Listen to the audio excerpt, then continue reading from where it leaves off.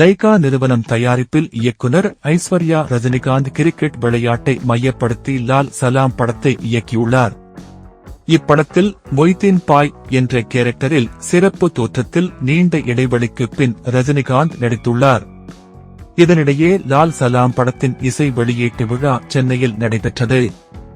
அப்போது மேடையில் பேசிய ரஜினிகாந்த் நடிகர் விஜய் உடனான சர்ச்சை குறித்து பேசினார். நீண்ட நாட்களாக இருந்த காக்கா கழுகு சண்டைக்கு முற்றுப்புள்ளி வைத்தார். நான் ஜெயிலர் படத்தில் விழாவில் சொன்ன கதையை விஜயை பொருத்தி எல்லோரும் பேசியது எனக்கு மிகுந்த வலியை கொடுத்தது. விஜய் என் கண் முன்னாடி வளர்ந்த பையன்.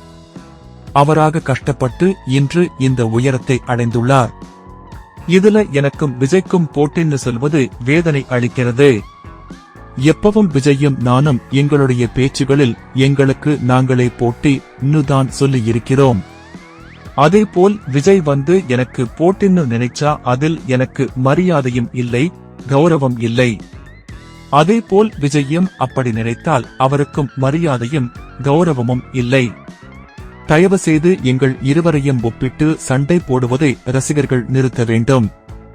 இது என்னோட அன்பான வேண்டுகோள் என ரஜினிகாந்த் கூறினார். மேலும் இப்போது விஜய் அரசியலில் நுழைவதாக கேள்விப்பட்டேன், அதற்கும் என்னுடைய வாழ்த்துகள் என கூறி இரு ரசிகர்களின் சண்டைக்கு முற்றுப்புள்ளி வைத்தார் சூப்பர் ஸ்டார்.